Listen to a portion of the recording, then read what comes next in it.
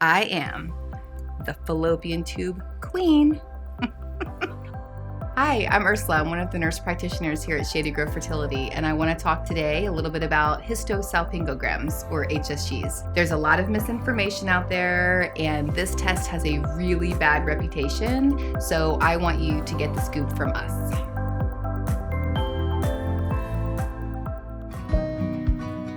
An HSG is actually an X-ray where we put a little bit of contrast in so we can see your fallopian tubes.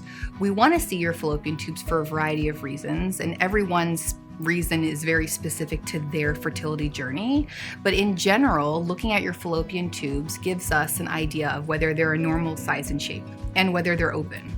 It also gives us some general information about your uterus, the size and shape of your uterus, if we can see any fibroids inside. Sometimes we can see some polyps. It mostly is used as a gold standard to look at the fallopian tubes.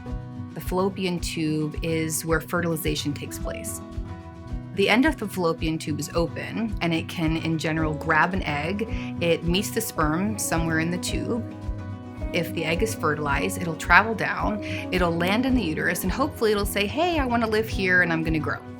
If the tube is blocked, fertilization may not be able to occur in the tube, and that's why we care to look for some of our ladies. Now, lots of people say, well, Ursula, I'm doing IVF. Why do you care about my fallopian tubes?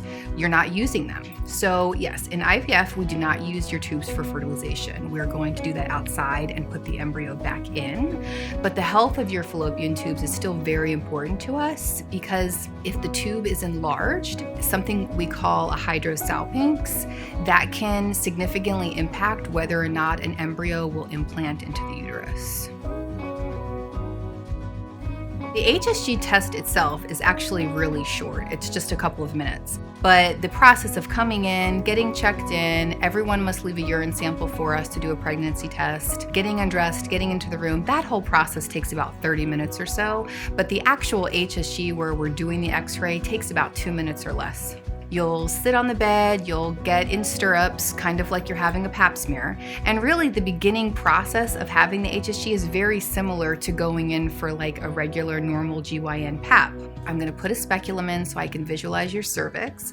I'm gonna wash off your cervix with a little cotton swab and some soap. And then I'm gonna put a little tiny catheter, almost like a little mini straw, just into the opening of your cervix so that I can push some contrast through. Ideally, that contrast is going to free flow through your uterus and your fallopian tubes and come out at the end of your tube. And that's going to let me visualize the size, shape, and the patency, or whether or not your tubes are open. The contrast that has free flowed through both of your tubes will be in your belly, in your abdomen. And we use a water-based contrast, and it's going to be absorbed by your body. It's non-toxic, it's not harmful. The HSG is actually a live X-ray, so we can kind of see what's happening in real time, right? So I can visually see the fallopian tubes, the contrast going through the tubes or not going through the tubes. So most of the time you'll know your results right away or very soon after. Your team will follow up with you generally the same day or within a few days and let you know what your next steps are going to be.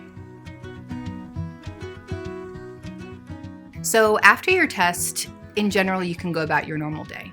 Most of the discomfort that people feel during the HSG is actually during the exam. So the few minutes that we're actually instilling the contrast is when you may feel cramping. Most people, that subsides when we're done. They can get up from the table and kind of go about their normal day with no problems. We don't want you to have sex or really put anything in your vagina for about 24 hours. So we'll give you a pad to wear on your way home because you will have some leaking. What goes in must come out. If exercise is part of your activity, then I don't have any problem with you doing that. But I always just say to people, just listen to your body. If you're feeling okay and you feel like this is, going well for you, then go ahead and do it. If you're not feeling okay, if you're starting to feel increased cramping, then I would say just kind of lay low for the day and relax, and then, maybe try again the next day. If you would experience any severe pain, severe bleeding, belly pain, you're just not feeling quite right, then definitely reach out to your team so we can make sure that we're supporting you. In terms of, do you have to skip a cycle when you have an HSG? No, not necessarily. So there's no contraindication between the contrast and the sperm or the egg, so you don't have to skip a cycle unless your team has specifically told you to do so. For most of our patients, they do really well. Okay, it's a couple of minutes. It's kind of a combination of having a pap smear and having some menstrual cramps. So if you've had a cramp before and you've had a pap smear before, you've essentially done the test, is kind of what I tell my patients. I have definitely had patients who, when I'm done doing the test, they're like, "Are you sure you did it?" And I'm like, "Yeah, pretty sure I did it." And I'm like, "Do you want to do it again?" And of course they're like, "No, let's not do it again." But they definitely have some patients who feel really good after, and they didn't have a lot of discomfort. And there's always a spectrum. So there's definitely going to be some people who feel or interpret the discomfort as being really painful.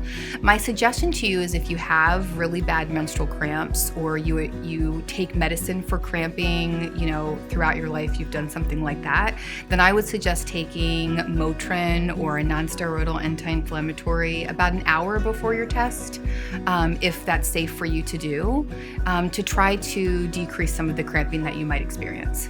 You do not have to have a prescription for any antibiotics or anything like that before you come in, unless your provider has given you specific instructions. If we see something abnormal during your test, we will give you antibiotics to get filled to take afterwards.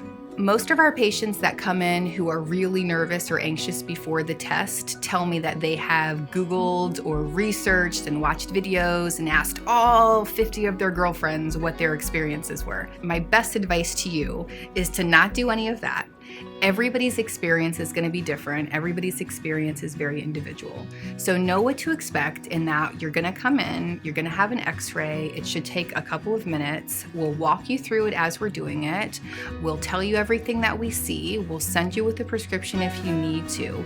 But don't go Googling and scaring yourself with everyone's experience, because yours is going to be very individual to you.